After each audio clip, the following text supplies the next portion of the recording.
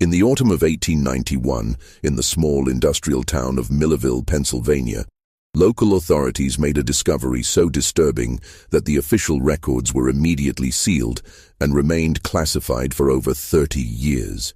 17 people were found chained in the basement of the abandoned Millerville Opera House, their bodies bearing signs of prolonged captivity and systematic abuse. What made this case even more horrifying was that all 17 victims were supposedly dead. Their death certificates had been filed months, even years earlier, across 3 different counties.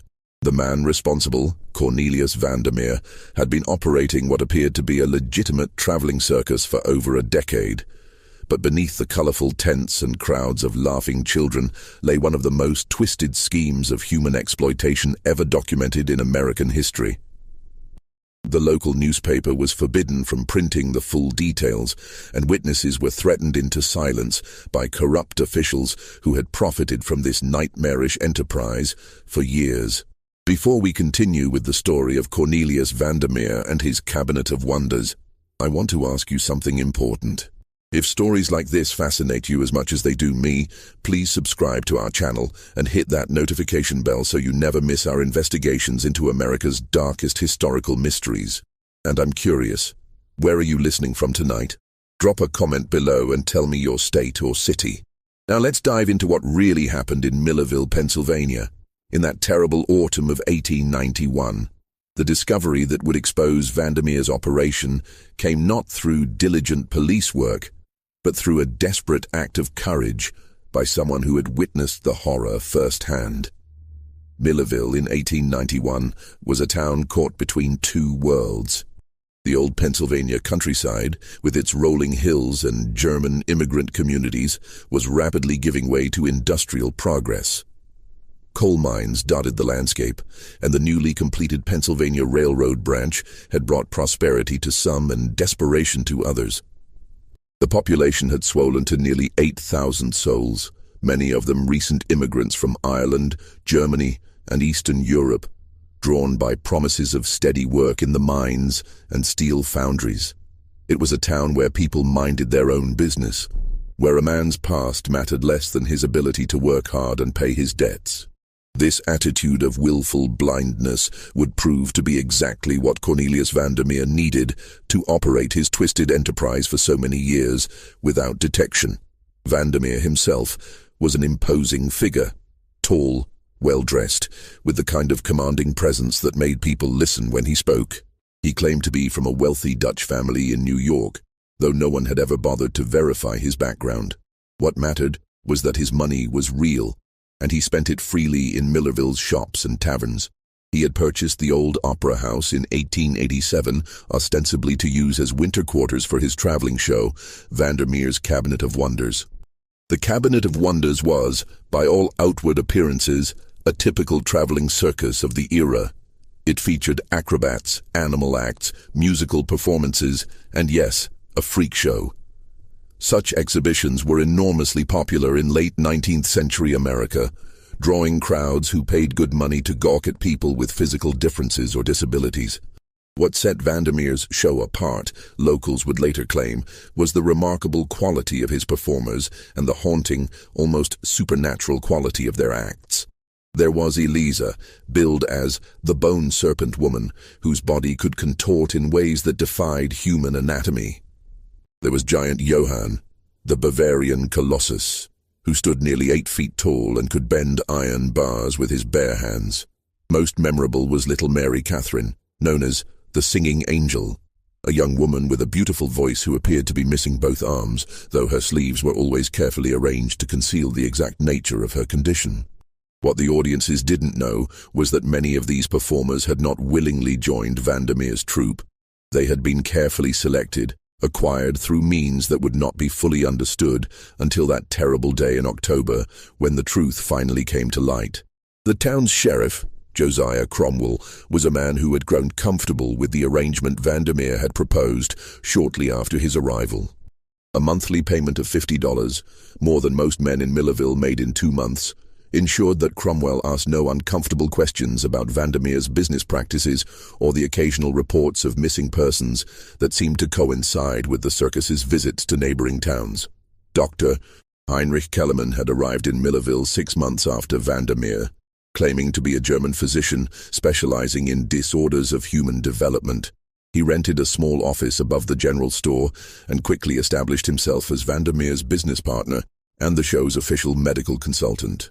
What the townspeople didn't realize was that Kellerman's medical credentials were entirely fabricated, and his real expertise lay in chemistry, specifically in the preparation of drugs that could keep people docile and compliant for extended periods.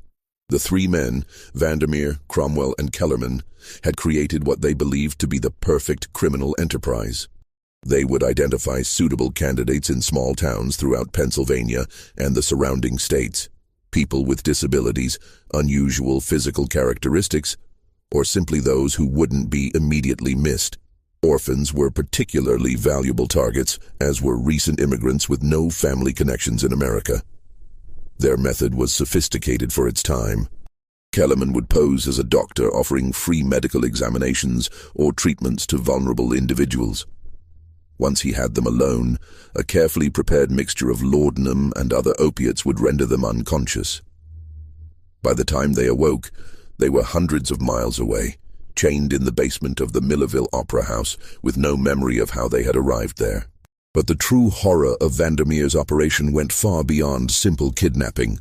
It was a systematic process of breaking down human beings and rebuilding them as performers, using techniques that combined psychological manipulation, physical abuse, and chemical dependency. The goal was not just to make them perform, but to make them believe they had no choice, no past, and no future beyond their role in the Cabinet of Wonders. The first crack in Vandermeer's carefully constructed facade appeared on the evening of October 12, 1891, when a young woman stumbled into the office of the Millerville Weekly Gazette, barely conscious and speaking in what seemed like disconnected fragments. Thomas Fairchild, the newspaper's editor and primary reporter, was working late when he heard the frantic knocking at his door. When he opened it, he found a girl who appeared to be in her early 20s, though malnutrition had made her exact age difficult to determine. Her clothes were tattered, her feet bare and bleeding, and her eyes held a wild, terrified expression that Fairchild would never forget.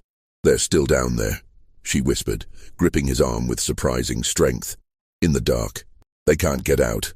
The chains are too heavy." Fairchild helped her to a chair and offered her water, which she drank greedily. As she gradually calmed down, her story began to emerge in fragments that initially made little sense. She spoke of a place beneath the opera house where people were kept in small rooms, of a man who came with needles and bitter medicine, of being forced to practice the same movements over and over until her body screamed in pain. "My name is Sarah," she said, though she seemed uncertain even about this basic fact. "Sarah Henley. I think I'm from Lancaster. But they told me I was dead. They showed me papers that said I was dead." Fairchild was initially skeptical. The girl's story was so outlandish and her mental state so fragile that he wondered if she might be suffering from some form of dementia or hysteria. But something about her desperation, the specific details she provided, and the genuine terror in her eyes convinced him that she was telling the truth about something. She described the layout of the opera house basement in remarkable detail, including architectural features that Fairchild knew to be accurate. She spoke of specific individuals, other captives, providing names and descriptions that were too consistent and detailed to be delusions. Most compelling of all, she knew things about Vandermeer's business operations that no outsider should have been able to know. "There's a ledger," she said, her voice growing stronger as she spoke. "Mr. Vandermeer keeps it in his office. It has all our names, where we came from, how much we cost. He calls us his investments. Some of the entries go back years, Mr. Fairchild. Years." As Sarah continued her account, Fairchild began to understand the scope of what she was describing. This wasn't simply a case of exploitation or abuse. It was an organized criminal enterprise that had been operating under everyone's noses for the better part of a decade. The realization filled him with a combination of horror and professional excitement. If Sarah's story was true, he was looking at the biggest story of his career. But first, he needed proof. And getting that proof would mean confronting some of the most powerful men in Millerville, men who had the resources and connections to destroy anyone who threatened their operation. Sarah's escape had been possible only because of a mistake in her evening medication. Kellerman's assistant, a nervous young man named Peter, who helped with the daily care of the captives, had miscalculated her dose of laudanum. Instead of the stupor that usually followed her medication, Sarah had experienced unusual clarity and alertness. When Peter failed to properly secure her shackles during what should have been her weakest period, she had managed to work herself free. The basement of the opera house was a maze of small, windowless rooms that had been converted into cells. Each room contained a single captive, chained to the wall in such a way that they could lie down but couldn't reach the door. A complex system of pulleys and locks ensured that only Vandermeer and Kellerman could release the restraints. Sarah's room had been next to that of Johann, the giant whom audiences knew as the Bavarian Colossus.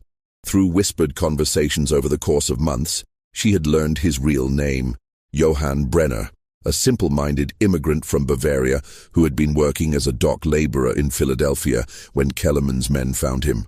Johann's enormous size and gentle nature had made him perfect for Vandermeer's purposes, but the constant drugging and psychological abuse had reduced him to a childlike state of dependency. In the room on her other side was Mary Catherine, the singing angel, whose real name was Catherine O'Malley. Catherine had been born with a rare condition that had resulted in the underdevelopment of her arms, but she had possessed a remarkable singing voice that had made her a local celebrity in her hometown of Scranton.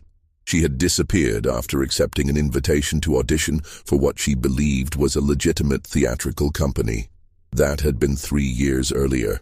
The horror of their situation went beyond the physical captivity. Vandermeer and Kellerman had systematically worked to destroy their captives' sense of identity and hope. They were given new names, new backgrounds, and were constantly told that their families believed them to be dead. False death certificates were prepared and filed with local authorities, often with the assistance of Sheriff Cromwell, who maintained contacts in multiple counties throughout Pennsylvania. The psychological manipulation was perhaps even more cruel than the physical abuse. Captives were told that their families had given up searching for them, that they had been forgotten and abandoned. They were shown forged letters supposedly from loved ones, expressing relief that their burden had been removed. For many of the captives, particularly those who had been held for years, this systematic assault on their sense of self-worth and connection to the outside world had been devastatingly effective. Fairchild spent the next 3 days quietly investigating Sarah's claims, and what he discovered chilled him to the bone.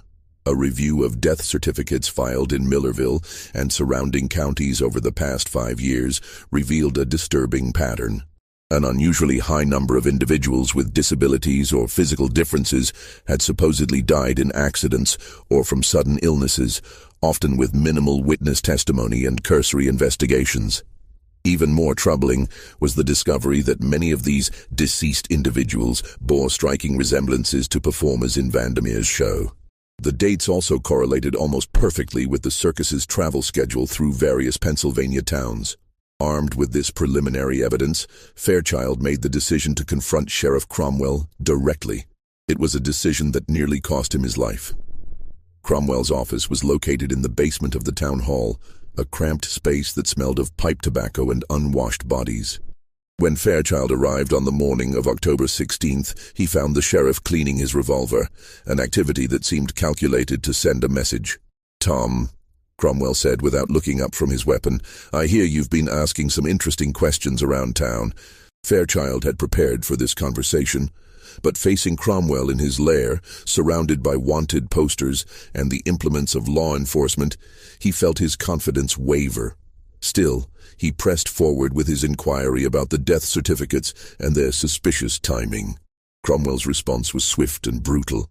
Without warning, he struck Fairchild across the face with the butt of his revolver, sending the journalist crashing to the floor. Blood streaming from a gash above his left eye, Fairchild looked up to find Cromwell standing over him, the gun now pointed directly at his head. "You're going to forget everything that crazy girl told you," Cromwell said, his voice calm and conversational. "You're going to forget you ever saw her. And if I hear that you've been spreading stories about upstanding citizens like Mr. Vandermeer, well, accidents happen in mining towns, Tom. Men disappear all the time. But Cromwell had made a critical error. In his arrogance, he had essentially confirmed Sarah's story, while simultaneously revealing his own involvement in the conspiracy. Fairchild, despite his terror, was still thinking like a journalist. Every word Cromwell spoke was further evidence of the corruption that had allowed Vandermeer's operation to flourish. Fairchild left the sheriff's office convinced that he was in mortal danger, but also more determined than ever to expose the truth. He knew that he couldn't rely on local law enforcement, and that any attempt to contact state or federal authorities would likely result in word getting back to Cromwell before help could arrive. His solution was both brilliant and desperately dangerous. If he couldn't bring the authorities to the evidence, he would bring the evidence to the authorities and to the public. Over the next week, Fairchild worked with Sarah to plan an infiltration of the Opera House basement. Sarah's knowledge of the building's layout and the routines of the guards would be crucial, but the plan would require precise timing and no small amount of luck. The goal was not rescue. That would require more resources than Fairchild possessed. Instead, they would gather irrefutable proof of the captive's existence and Vandermeer's criminal enterprise. Fairchild would photograph the basement cells, document the conditions of the prisoners, and if possible, obtain copies of Vandermeer's records. But as they prepared for this dangerous mission, neither Fairchild nor Sarah realized that their activities had not gone unnoticed. Kellerman, whose training in observation and analysis made him naturally paranoid, had begun to suspect that Sarah's escape had not been as random as it initially appeared. On the evening of October 23rd, as Fairchild was preparing his camera equipment for the infiltration planned for the following night, Kellerman made a disturbing discovery. A routine inventory of his medical supplies revealed that several vials of chloroform were missing, along with a quantity of photographic chemicals that had no legitimate medical use. The realization that someone was planning to document his operation sent Kellerman into a panic. He immediately contacted Vandermeer and Cromwell, and the three men began to implement what they called their emergency protocol, a plan they had developed for the possibility that their operation might be discovered. The emergency protocol was simple in its brutality. Eliminate all evidence, including the captives themselves. What Fairchild and Sarah didn't know was that their planned infiltration had been anticipated. Kellerman's discovery of the missing chemicals had prompted the conspirators to accelerate their timeline dramatically. Instead of waiting to see what evidence might be gathered against them, they decided to eliminate the threat entirely. On the night of October 24, 1891, as Fairchild and Sarah approached the Opera House under cover of darkness, they walked directly into a trap that had been carefully prepared for them. The building appeared deserted, exactly as Sarah had predicted it would be. Vandermeer and his associates typically spent their evenings at the Millerville Social Club, a private establishment where the town's wealthy and influential residents gathered to drink, gamble, and conduct business away from prying eyes. This routine had provided Sarah with the opportunity she needed to escape, and Fairchild was counting on it to provide the cover they needed for their investigation. They entered through a basement window that Sarah had deliberately left unlocked during her escape. The basement was pitch black, filled with the smell of human waste, unwashed bodies, and something else. A sweet, cloying odor that Fairchild couldn't immediately identify. Using a small lantern with a heavily shaded flame, they began to navigate the maze of makeshift cells. What Fairchild saw in that dim light would haunt him for the rest of his life. The captives were in far worse condition than Sarah's descriptions had prepared him for. Many appeared to be severely malnourished, their bodies bearing signs of systematic abuse and medical experimentation. Several seemed to be in states of drug-induced stupor, responding only minimally to Sarah's whispered attempts to communicate with them. Johann, the gentle giant, was shackled with chains that had worn deep grooves in his wrists and ankles. His enormous frame had been reduced to skin and bones, and his eyes held a vacant expression that spoke of a mind that had been broken beyond repair. When Sarah spoke his name, he looked toward her with a flicker of recognition, but seemed unable to comprehend what was happening. Catherine O'Malley was in even worse condition.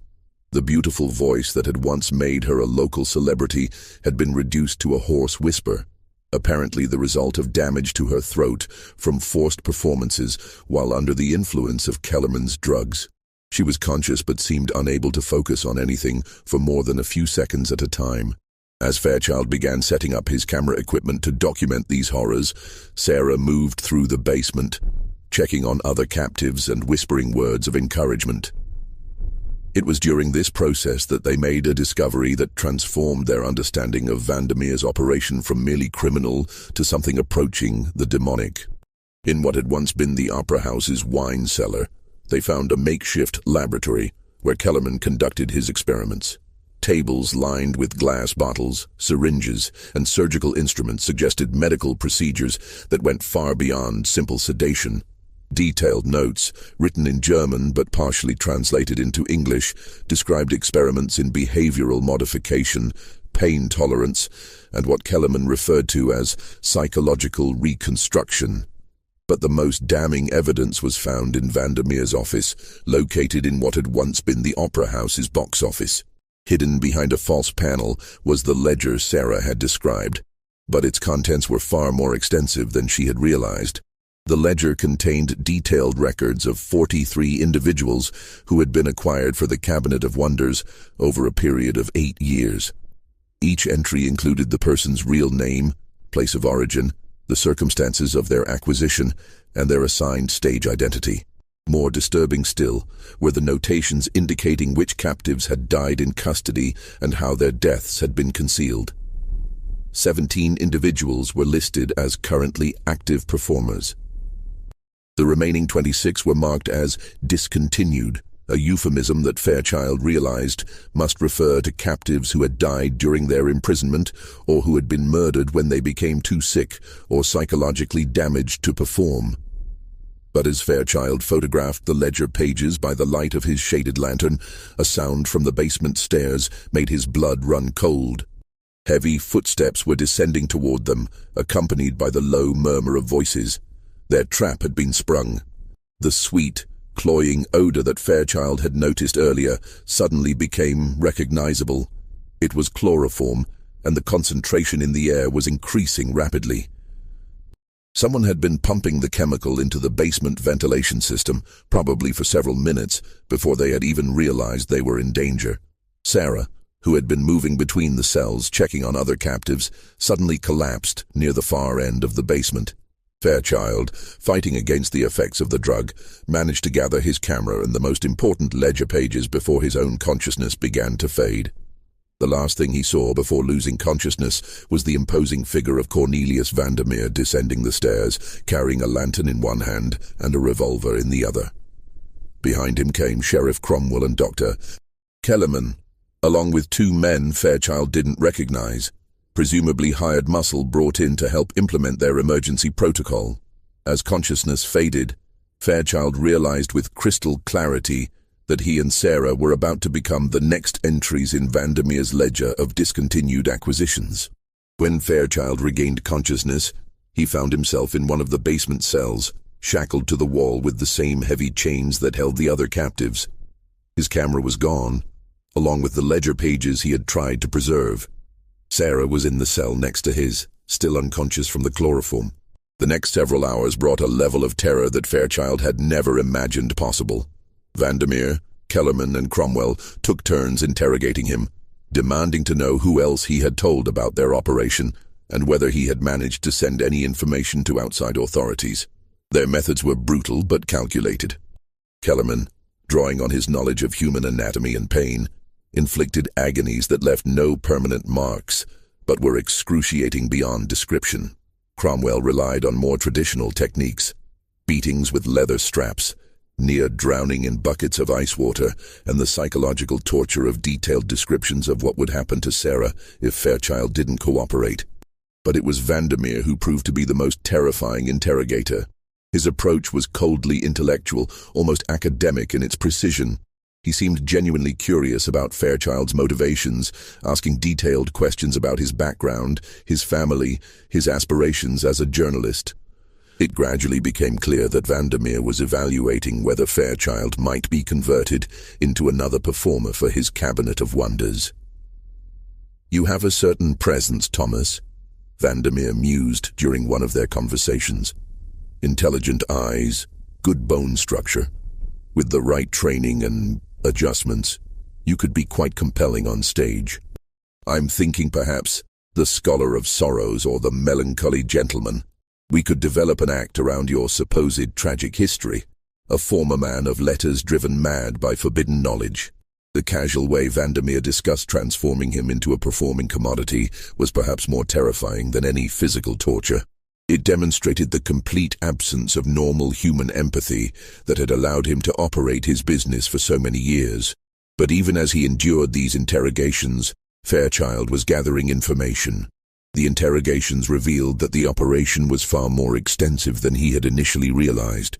Vandermeer had contacts in at least 6 states, a network of corrupt officials and medical practitioners who helped identify and acquire suitable candidates for his shows.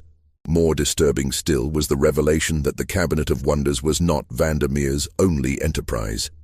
He also operated what he called private exhibitions, exclusive performances for wealthy clients who paid premium prices for more intimate and disturbing entertainments. These private shows often involved forced performances of a sexual or violent nature, and it was these exhibitions that provided the majority of Vandermeer's profits. The emergency protocol that had been triggered by Fairchild's investigation involved not just the elimination of witnesses, but the complete dissolution of the Millerville operation. Vandermeer had already begun making arrangements to relocate his operation to a facility in Ohio, where a corrupt asylum director had agreed to provide cover for his activities. The plan called for the murder of all current captives, the destruction of all records, and the staged accident deaths of anyone who might be able to connect Vandermeer to the operation. This included not just Fairchild and Sarah, but also several townspeople who had asked uncomfortable questions over the years, and even Peter, Kellerman's nervous assistant, who was considered a security risk. Just when we thought we'd seen it all, the horror in Millerville intensifies. If this story is giving you chills, share this video with a friend who loves dark mysteries, hit that like button to support our content, and don't forget to subscribe to never miss stories like this. Let's discover together what happens next. But Vandermeer had made a crucial mistake in his calculations. He had assumed that Fairchild was working alone, motivated by nothing more than journalistic curiosity and personal ambition. What he didn't know was that Fairchild had been conducting a secret correspondence with his former colleague at the Philadelphia Inquirer, Margaret Dalton, who had established herself as one of the few female investigative journalists in the country. Fairchild had been sending weekly letters to Dalton, initially as a courtesy to keep her informed about small-town life in Pennsylvania. But as he had become suspicious of Vandermeer's operation, his letters had taken on a different tone. In his final letter, sent just 2 days before Sarah's escape, he had explicitly stated his concerns about the Cabinet of Wonders and had requested that Dalton contact federal authorities if she didn't hear from him within 10 days. That 10-day deadline was rapidly approaching, and Dalton had already begun making inquiries with contacts in the Treasury Department and the newly formed Bureau of Investigation. What's more, she had taken the precaution of forwarding copies of Fairchild's letters to colleagues at newspapers in Pittsburgh and New York, ensuring that the story couldn't be completely suppressed, even if something happened to both of them. On the morning of October 28, 1891, as Vandermeer was finalizing his plans to eliminate all evidence of his operation, a telegram arrived at the Millerville Telegraph Office that would change everything. It was addressed to Sheriff Cromwell, but its contents were intended for a very different audience. The telegram was from Margaret Dalton, and it was deliberately worded to appear routine while actually serving as a warning to Fairchild. It read, "Sheriff Cromwell, conducting research for article on traveling entertainments. Require interview with Thomas Fairchild and Cornelius Vandermeer. Federal authorities interested in regional business practices. Arriving November 1st with documentation team. Please arrange meetings. Monsieur Dalton, Philadelphia Inquirer." The telegraph operator, a gossipy man named Henry Walsh, who prided himself on being informed about all the town's business, immediately brought the telegram to Cromwell's attention. But Walsh also mentioned it to several other people during his daily rounds, including the barkeeper at the Millerville Social Club, who mentioned it to Vandermeer that evening. The realization that federal authorities were taking an interest in his operation sent Vandermeer into a panic. The emergency protocol, which had been designed to eliminate local threats, was completely inadequate for dealing with federal investigators and national press attention. Even worse, the telegram's reference to a documentation team suggested that Dalton already possessed evidence of wrongdoing. If that evidence had been shared with federal authorities, Vandermeer's network of corrupt local officials would provide no protection.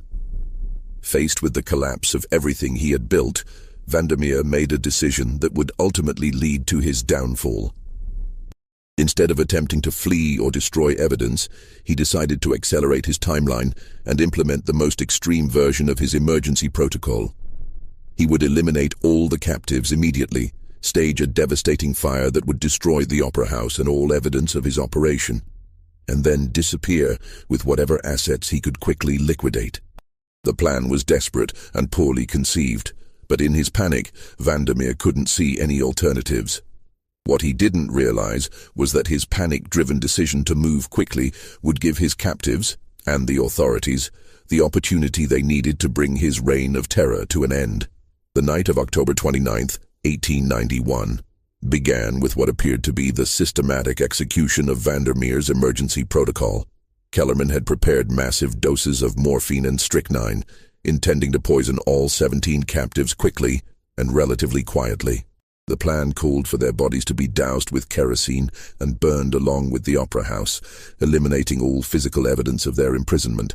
But Peter, Kellerman's nervous assistant, had finally reached his breaking point. The young man had been haunted by guilt over his participation in the operation for months, and the prospect of watching 17 people be murdered in cold blood was more than his conscience could bear. Instead of helping Kellerman prepare the poison, Peter made a desperate decision that would save multiple lives. He slipped away from the opera house and ran to the home of Reverend Samuel Brooks, the pastor of Millerville's Methodist Church and one of the few local figures who had never been corrupted by Vandermeer's influence. Brooks initially dismissed Peter's frantic story as the ravings of a madman, but the young man's detailed knowledge of the opera house layout and his accurate descriptions of people who had supposedly died years earlier gradually convinced the Reverend that he was telling the truth. Working together, Brooks and Peter developed a plan to alert state authorities while simultaneously preventing the immediate murder of the captives. Brooks would send urgent telegrams to the Pennsylvania State Police and the governor's office, while Peter would return to the opera house and attempt to delay Kellerman's poisoning operation. But their plan faced a critical obstacle: time. Kellerman had already begun administering what he told the captives were routine sedatives, but which were actually the first stage of a three-part poisoning process designed to cause what would appear to be natural deaths from heart failure. Peter's return to the opera house was a masterpiece of desperate improvisation. He told Kellerman that Cromwell wanted to interrogate the captives one final time before their elimination, buying precious hours while the Reverend's telegrams made their way to the state capital. Meanwhile, in his basement cell, Fairchild had been working on his own desperate escape plan. The chloroform exposure and subsequent beatings had left him weakened, but his mind remained sharp. He had noticed that his cell's restraints, while effective, were attached to a section of the basement wall that had been damaged by years of moisture and settling. Using a combination of leverage and persistent pressure, he had gradually begun to work the anchor bolt loose from the crumbling masonry. The process was agonizingly slow and painful, and he had to be careful not to let his captors notice his efforts during their periodic checks. As the night progressed, several elements began to converge in ways that none of the participants had anticipated. Fairchild's anchor bolt finally came loose at approximately the same time that Peter was implementing his delaying tactics upstairs, and just as the first state police officers were beginning their journey to Millerville in response to Reverend Brooks's telegrams. Fairchild's escape from his cell was only the beginning of an even more dangerous phase of his ordeal. The basement was still guarded, and he was weakened by days of captivity and torture. But his knowledge of the building's layout, gained during his brief photographic expedition, allowed him to navigate the maze of corridors and reach the other captives. What he found when he began freeing the other prisoners was a testament to both the human capacity for endurance and the devastating effects of prolonged psychological abuse. Many of the captives were so heavily drugged or psychologically broken that they couldn't comprehend what was happening. Others, particularly those who had been imprisoned for years, were terrified that any attempt at escape would result in even worse punishments. Sarah, despite her own trauma, proved to be invaluable in convincing the other captives that this was their only chance for freedom. Her earlier escape had given her credibility with the group, and her knowledge of each person's individual fears and capabilities allowed her to communicate effectively even with those who were barely conscious. But their liberation efforts were complicated by the physical condition of many captives. Johann, the gentle giant, was so weakened by malnutrition that he could barely walk. Catherine O'Malley had developed a severe respiratory condition that made any physical exertion extremely difficult. Several others had injuries or medical conditions that had been deliberately left untreated as part of Kellerman's control mechanisms. As they worked to free as many people as possible, Fairchild and Sarah could hear increasing activity on the floors above them. Shouting voices, heavy footsteps, and what sounded like furniture being moved suggested that Vandermeer and his associates were implementing some aspect of their emergency protocol. The situation reached a crisis point when Kellerman, growing suspicious of Peter's delays, decided to check on the captives personally. His discovery of Fairchild's empty cell and the ongoing liberation efforts triggered an immediate alarm that brought Vandermeer and Cromwell rushing to the basement. What followed was a chaotic confrontation in the narrow basement corridors, with 17 weakened captives caught between their liberators and their captors. Vandermeer, armed with a revolver and backed by Cromwell and several hired men, seemed to have the advantage of position and firepower. But in his rage and desperation, Vandermeer made a critical tactical error. Instead of systematically recapturing the escaping prisoners, he became fixated on Fairchild personally, viewing the journalist's defiance as a personal insult that demanded immediate punishment. This fixation gave Sarah and several of the more mobile captives the opportunity to reach the basement stairs and begin making their way to the upper floors of the building. Their escape was aided by Peter, who had positioned himself at the top of the stairs and was able to provide warnings about the movements of Vandermeer's men on the main floor. The confrontation reached its climax when Cromwell, pursuing Sarah and two other escapees, encountered an unexpected obstacle. Reverend Brooks, who had arrived at the Opera House accompanied by 3 Pennsylvania State Police officers. The Reverend's presence at the scene was not part of any planned rescue operation. Rather, he had become concerned about Peter's safety and had decided to personally verify that help was on the way. The state police officers were an advance team who had arrived in Millerville faster than anyone had expected, thanks to a fortuitous rail connection. The sight of legitimate law enforcement officials in his opera house sent Cromwell into a panic. His first instinct was to try to maintain his authority as local sheriff, but the state officers had already been briefed about the suspected corruption of local officials. In the confusion that followed, with captives streaming up from the basement and state officers trying to sort out who was whom, Vandermeer made his final desperate gambit. Rather than surrender or attempt to flee, he retreated to his office with Kellerman and barricaded themselves inside. Their plan was to destroy all documentary evidence of their operation and then fight their way out of the building. What they didn't realize was that Fairchild had already photographed the most damning pages of the ledger during his earlier infiltration, and that copies of those photographs were hidden in a location known only to him and Sarah. The standoff in Vandermeer's office lasted nearly 3 hours. During this time, additional state police officers arrived, along with a representative from the Pennsylvania Attorney General's office who had been alerted by Margaret Dalton's contacts in federal law enforcement. Outside the barricaded office, a remarkable scene was unfolding.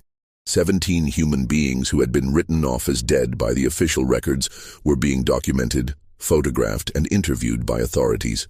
Many were in such poor physical condition that they required immediate medical attention, but all were alive, and most retained enough mental capacity to provide testimony about their ordeal. The breakthrough in the standoff came from an unexpected source.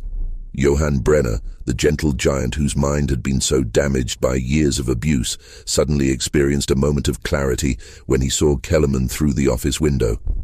The rage that erupted from this normally passive man was terrifying in its intensity.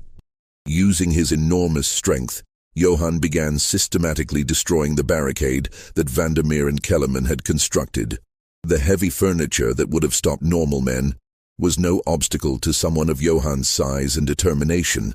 Within minutes, he had created an opening large enough for the state police officers to enter. Kellerman's capture was accomplished without violence. The false doctor had collapsed into a state of nervous exhaustion and offered no resistance. But Vandermeer proved to be more resilient. When the officers entered his office, they found him calmly feeding documents into a small fire he had built in a metal wastebasket. "Gentlemen," he said without looking up from his task, "I'm afraid you're too late. Whatever crimes you believe you can prove died with these papers." But Vandermeer's confidence was misplaced. Even as he destroyed his records, Thomas Fairchild was working with investigators to reconstruct the operation based on his photographs and the testimony of the survivors. More importantly, Peter's detailed knowledge of the day-to-day operations provided investigators with information that no written record could have contained. The arrest of Sheriff Cromwell proved to be almost anticlimactic. Faced with overwhelming evidence of his corruption and the testimony of multiple witnesses, he immediately attempted to negotiate a plea agreement in exchange for information about Vandermeer's broader network of accomplices. But perhaps the most important moment of that terrible night came when Catherine O'Malley, her voice still damaged but her spirit unbroken, began to sing. It was a hymn her mother had taught her as a child, and one by one, the other survivors joined in. Their voices, weak and damaged but still human, filled the opera house with a sound that was both heartbreaking and triumphant. As dawn broke over Millerville on October 30th, 1891, the full scope of Vandermeer's operation was beginning to come into focus. The 17 survivors represented only a fraction of the victims who had passed through his hands over the years. The other 26 individuals listed in his ledger as discontinued would never have the chance to see justice served. The trials that followed the exposure of Vandermeer's operation became a sensation throughout Pennsylvania and the broader United States. The case represented one of the first major prosecutions of organized human trafficking in American legal history, and the proceedings were covered extensively by newspapers from coast to coast. Cornelius Vandermeer was ultimately convicted on 43 counts of kidnapping, 17 counts of unlawful imprisonment, and 26 counts of murder. The evidence against him was overwhelming, combining physical proof, documentary evidence, and the testimony of survivors who had found the courage to speak publicly about their ordeal. His execution, carried out on March 15, 1893, drew protesters both for and against capital punishment. But there was little public sympathy for a man who had systematically destroyed so many lives for profit. Dr. Heinrich Kellerman received a sentence of life imprisonment after cooperating extensively with investigators. His detailed confessions provided authorities with information that led to the arrest of accomplices in 6 states and the exposure of a network of corruption that reached far beyond Millerville. Perhaps most importantly, Kellerman's medical records allowed investigators to understand the full extent of the psychological and physical damage inflicted on the victims, enabling them to provide appropriate treatment and support. Sheriff Josiah Cromwell's cooperation with prosecutors earned him a reduced sentence of 20 years in prison, but he served only 7 years before dying of a heart attack in 1899. His detailed testimony about the corruption of local officials led to the removal of 3 judges, 2 county commissioners, and dozens of minor officials throughout western Pennsylvania. The fate of the 17 survivors varied dramatically. Some, like Sarah Henley, were able to rebuild their lives with the support of their families and communities. Sarah herself became an advocate for victims of human trafficking and worked with law enforcement agencies to identify and prosecute similar operations. Johann Brenner's recovery was more limited. The years of psychological abuse had left him with permanent mental damage, but he was able to live independently with support from his church community in Philadelphia. He never fully regained his ability to speak coherently about his experiences, but he found peace working as a handyman and gardener until his death in 1923. Catherine O'Malley's voice never fully recovered from the damage inflicted during her captivity, but she was able to return to her family in Scranton and eventually married a local merchant who had waited for her despite believing her to be dead. She lived quietly until 1934, rarely speaking about her experiences but maintaining correspondence with other survivors until the end of her life. Thomas Fairchild's coverage of the Vandermeer case established his reputation as one of America's premier investigative journalists. He eventually moved to New York and worked for several major newspapers. But he never forgot the lesson he had learned in Millerville about the importance of giving voice to those who cannot speak for themselves. Margaret Dalton's role in exposing the operation led to her being hired by the Philadelphia Inquirer as their first female investigative correspondent. She continued to work closely with Fairchild on cases involving corruption and human trafficking, and their partnership resulted in the exposure of several other criminal operations throughout the 1890s. The Millerville Opera House was demolished in 1892, and the site remained vacant for decades. In 1934, the city erected a small memorial garden on the location, with a plaque commemorating the 17 survivors and the 26 victims who did not live to see justice served. But perhaps the most lasting impact of the Vandermeer case was its effect on American law enforcement and legal procedures. The case demonstrated the need for better coordination between local, state, and federal authorities in investigating crimes that crossed jurisdictional boundaries. More importantly, it highlighted the vulnerability of marginalized populations, immigrants, orphans, and people with disabilities to exploitation and abuse. The publicity surrounding the case led to the establishment of several advocacy organizations and contributed to reforms in how missing persons cases were investigated and documented. The case also had a profound impact on the regulation of traveling entertainments and circuses. New laws required performers to carry documentation proving their voluntary participation, and regular inspections were instituted to ensure that traveling shows were not being used as covers for criminal activities. Yet even as justice was served and reforms were implemented, disturbing questions remained. Cromwell's testimony revealed that Vandermeer's operation was part of a much larger network of human trafficking that extended throughout the eastern United States. While many of his accomplices were eventually arrested, others simply disappeared, presumably continuing their activities in new locations with new identities.